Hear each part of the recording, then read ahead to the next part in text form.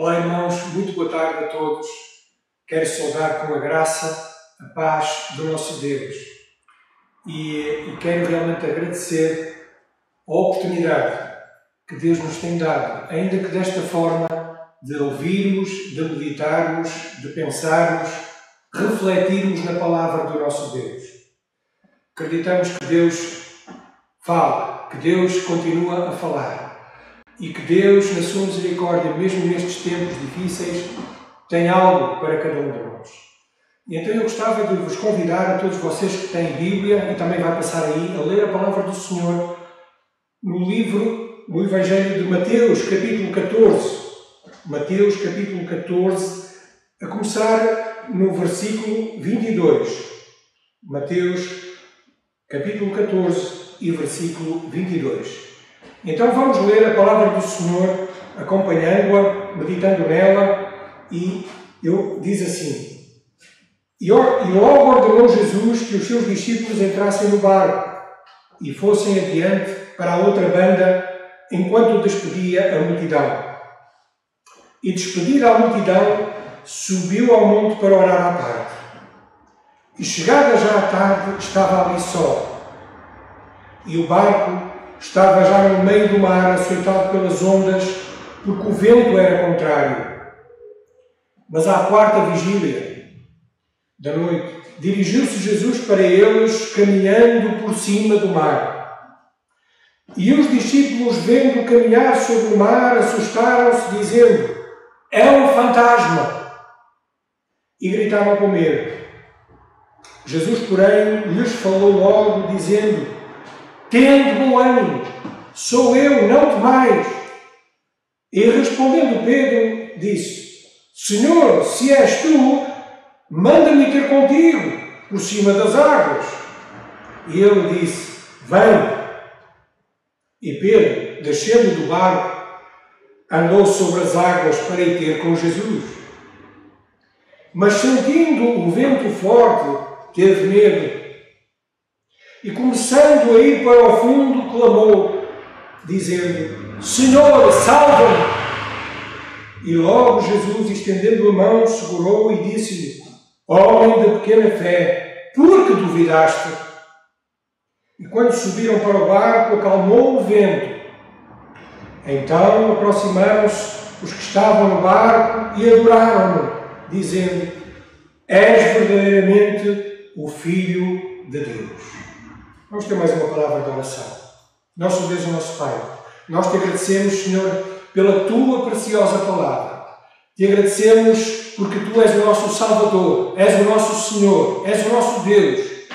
E tu, Senhor, estás aqui ainda para nos falar e para nos alertar, Senhor, do perigo que é não confiarmos em ti.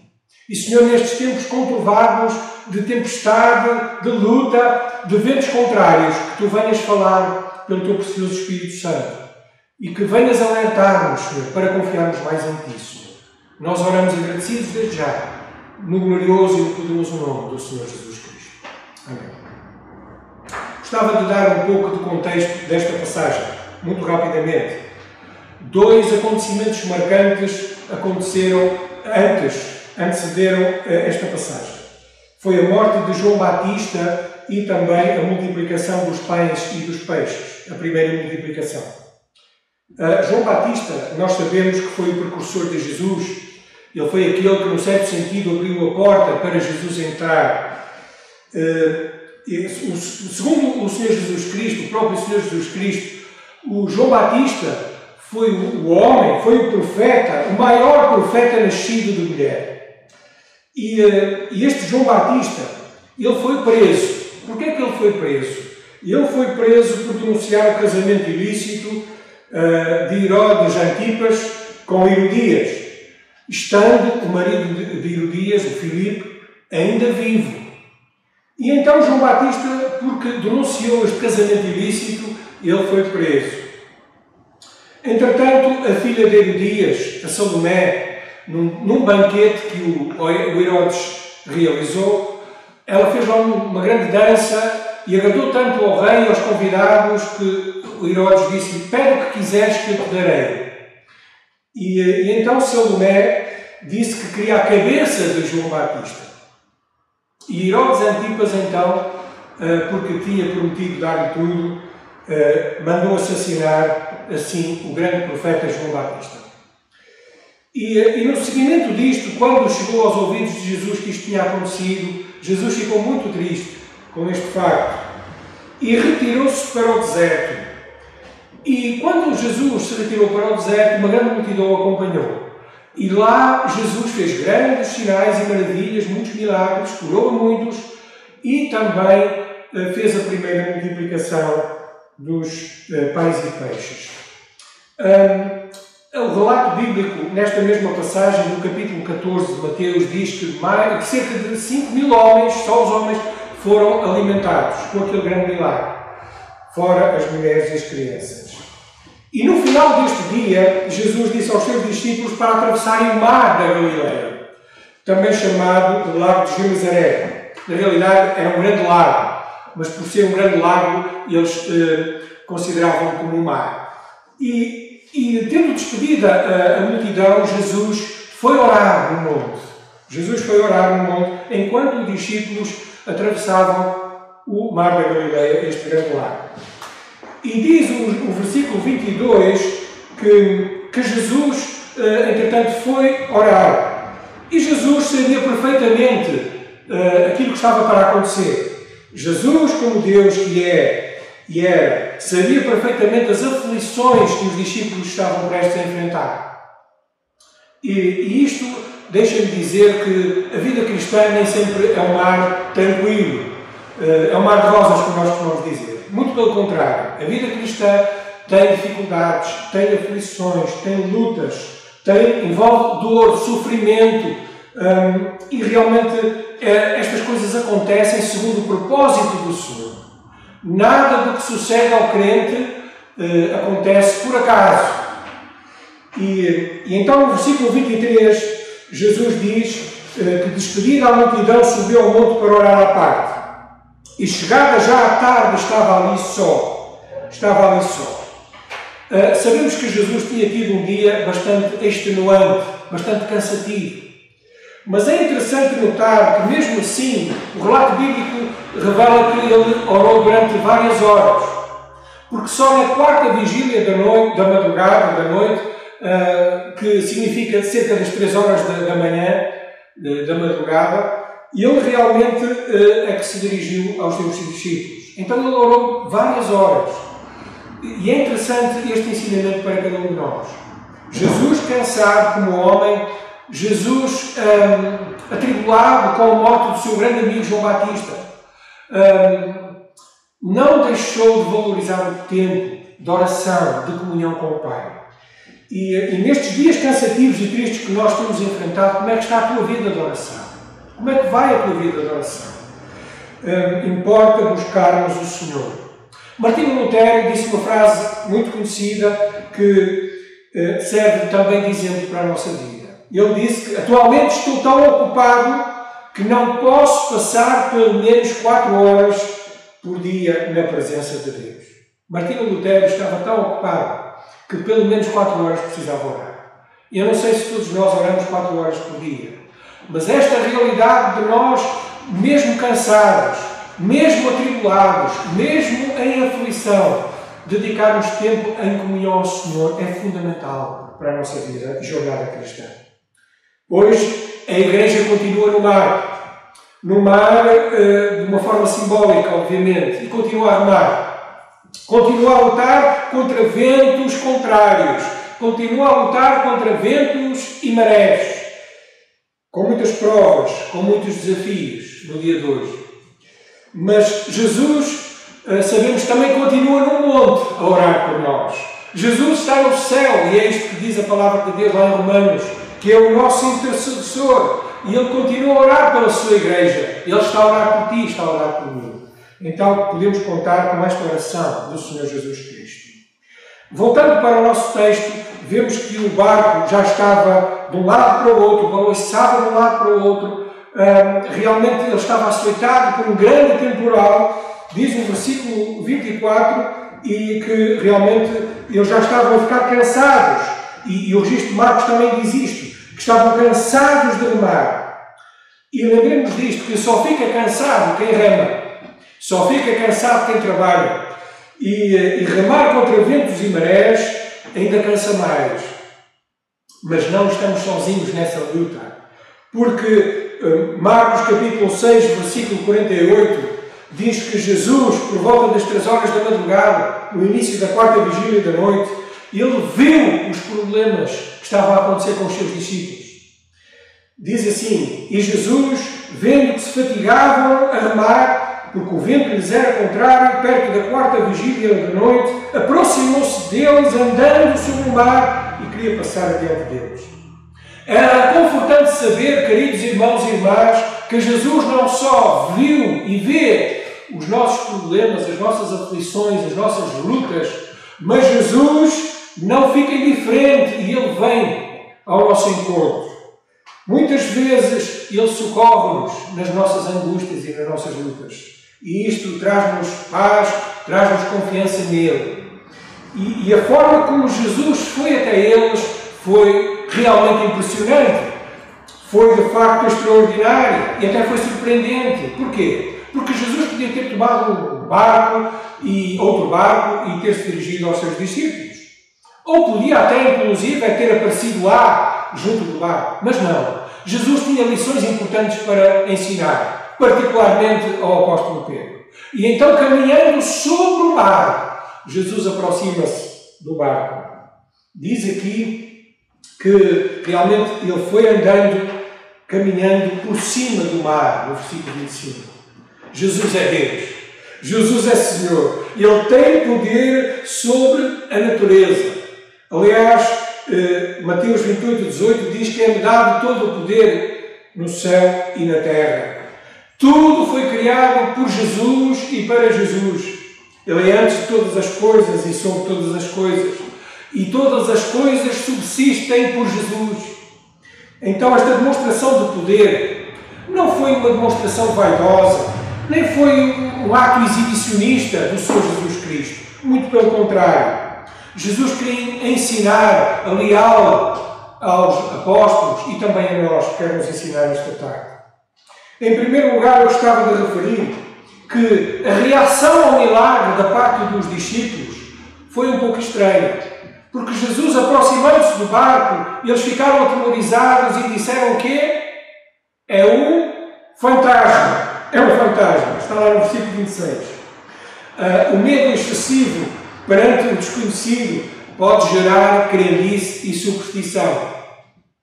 E existem 2 erros muito comuns perante os fenómenos que nós muitas vezes não compreendemos de uma forma lógica. E as pessoas normalmente têm estes 2 erros. Algumas das pessoas atribuem em primeiro lugar ao diabo tudo aquilo que não conseguem explicar. Ou então, por outro lado, negam os acontecimentos sobrenaturais que sobrevêm. E estes 2 erros são terríveis, porque se, por um lado, nós não devemos identificar tudo o que nos acontece de estranho ao diabo, por outro lado, não devemos negar que há manifestações espirituais e sobrenaturais ainda hoje. Mas Jesus bradou em alta voz ainda no mar, sobre as águas: não tenham bom ânimo, ou seja, não tenham medo, sou eu, sou eu. E de facto estava para acontecer ali uma revelação do Senhor Jesus Cristo muito grande. Jesus estava ali a demonstrar que tinha poder sobre a natureza. Jesus estava a demonstrar que era Deus. Não era preciso ter medo. O Deus que se fez homem, o Senhor Jesus Cristo, estava ali. Não havia nada a recear. E o Senhor Jesus Cristo está contigo, meu amado irmão e irmã. Não há nada a recear, venha o que vier. A tempestade que vier, Jesus está contigo. É uma promessa da sua palavra. Mas Simão Pedro respondeu e disse, no versículo 28, Senhor, se és tu, manda-me ter contigo, também por cima das águas. E esta resposta, se por um lado denota fé, por outro lado, também denota e revela alguma dúvida em Jesus, porque ele diz, se és tu, ou seja, ele, num certo sentido, não acreditou naquilo que Jesus tinha dito, quando Jesus disse, sou eu. Podemos identificar então aqui 3 Pedros. Três Pedros. O primeiro Pedro, o Pedro impulsivo. O Pedro corajoso. O Pedro valente. O Pedro rápido a responder. O Pedro que tinha dificuldade em estar quieto e até calado. E é este Pedro que realmente fala logo e diz: se és tu, deixa-me ter contigo. E é verdade que este Pedro impulsivo, este Pedro corajoso, foi o primeiro discípulo a andar sobre as águas. E ele andou durante um tempo sobre as águas. E ele caminhou porque creu. A fé que olha para Jesus é vitoriosa. Há vitória em Jesus. E quando nós olhamos para Jesus e confiamos naquilo que Ele nos diz, porque Jesus disse: vem, Pedro, e ele confiou nisto, realmente grandes coisas acontecem. E Pedro andou. Mas há outro Pedro aqui. Este Pedro não só é impetuoso, mas há um segundo Pedro, é o Pedro temeroso. Porquê? Porque ele, sentindo o vento, ele teve medo. No versículo 30 diz que ele sentiu medo e então começou a ir ao fundo. E há um perigo terrível de nós caminharmos na vida cristã olhando para os lados, confiando nas nossas emoções, confiando apenas no que se vê, no que se sente. E isso realmente é terrível. Devemos andar por fé e não por vista. É o que diz a palavra do Senhor. E ainda há um terceiro Pedro aqui nesta passagem. Há o Pedro resgatado. Porque Pedro, estando a ir ao fundo, Pedro estando a sucumbir, Pedro estando a submergir, ele grita: Senhor, salva-me! Senhor, salva-me! E este é o grito do homem desesperado que está a afundar-se, mas é também o grito de toda esta geração que está aflita e que não sabe qual é a salvação e que precisa gritar ao Senhor Jesus: salva-me! É a oração do penitente. É a oração daquele que realmente tem a convicção da sua miséria, da sua condenação, dos seus pecados. E Jesus, ouvindo o clamor de Simão Pedro, logo estendeu a mão e ergueu. É isto que Jesus quer fazer na tua vida. Quer erguer a tua vida. Com Jesus nós realmente temos vidas erguidas. E isto, glória ao seu nome. O Salmo 50:15 diz: invoca-me no dia da angústia e eu te livrarei. Invoca-me no dia da angústia e eu te livrarei e tu me glorificarás. Se é verdade que tudo aquilo se passou de uma forma bastante rápida, creio eu, a verdade é que nenhum daqueles que estavam, os seus amigos de Pedro que estavam no barco, não é relatado que nenhum deles se mandou ao mar para ajudá-lo. A verdade é que ninguém estendeu a mão a não ser Jesus. Infelizmente, por vezes, os que estão no nosso barco também não nos ajudam. Às vezes, aqueles que estão à nossa beira e que deviam estender-nos a mão são os primeiros a ficarem indiferentes. E isso é algo terrível. Que o Senhor nos livre disso. E no versículo 31, avançando um pouco, nós vemos aqui que Jesus dá uma censura a Simão Pedro. E ele diz-lhe: homem de pequena fé, por que duvidaste? Homem de pequena fé, por que duvidaste? E há também 3 dúvidas que Simão Pedro fez. 3 dúvidas, pelo menos aqui em Pedro. A primeira dúvida é quanto à palavra de Deus, é quanto à palavra de Jesus. Porque Jesus tinha dito no versículo 22, logo no início: passem para a outra banda. Ora, se Jesus disse: passem para a outra banda, eles só tinham que acreditar no Senhor Jesus. Acreditar na sua palavra e passar, venha o que vier, para a outra banda. A segunda dúvida é quanto à divindade de Jesus. Porque depois de tantos milagres que Jesus já tinha operado, inclusive naquele mesmo dia, multiplicando os pães e os peixes, ele, Pedro, ainda não discernia bem o poder do Senhor. E ele duvidou. Duvidou de que Jesus também era Deus, que tinha todo o poder no céu e na terra. A terceira dúvida é que a sua caminhada ainda se baseava muito nas suas emoções. Este Pedro estava a ser transformado. Este Pedro precisava aprender a seguir Jesus, não por aquilo que sentia, não por aquilo que ouvia, mas com os olhos bem fitos em Jesus Cristo. A dúvida mata, a fé em Jesus salva. É verdade que Pedro quase que sucumbia nas águas geladas por causa do medo, por causa da dúvida, por causa da falta de fé. Mas também foi o apóstolo Pedro que experimentou a salvação da mão poderosa do Senhor Jesus Cristo. Foi o apóstolo Pedro o primeiro a desfrutar da sua presença ali, porque ele entrou com Jesus no barco. Reconheçamos também com humildade, reconheçamos também com tristeza que muitas vezes somos este Pedro hesitante, este Pedro que dá lugar à dúvida, que dá lugar à descrença. E isto é algo terrível, mas temos que admitir que muitas vezes na nossa vida também temos medo.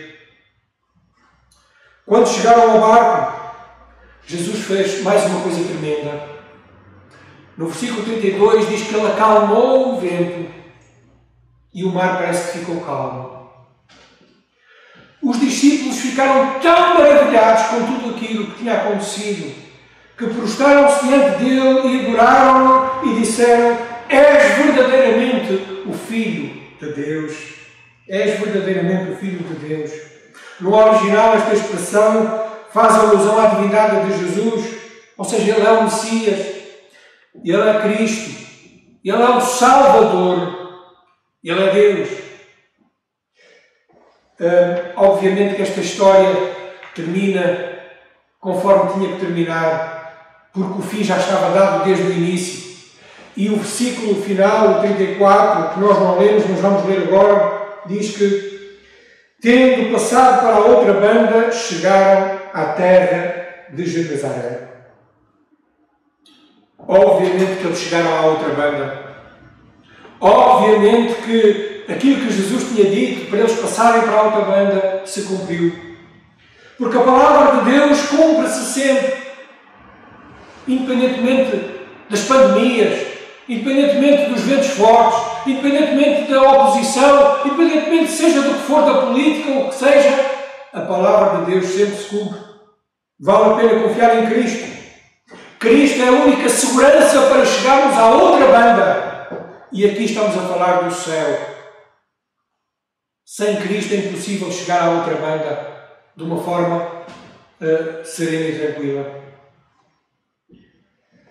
O meu desafio para esta tarde é que, se alguém ainda tem dúvidas acerca da sua salvação, acerca do seu destino na eternidade, que hoje possa confiar em Jesus Cristo como seu único e verdadeiro Salvador. Que hoje possa clamar aquela oração tão rápida, tão simples, mas tão poderosa de Simão Pedro: Senhor, salva-me! Faz esta oração no teu coração, com sinceridade, tendo a convicção dos teus pecados e olhando para Jesus, dizendo: Senhor, salva-me.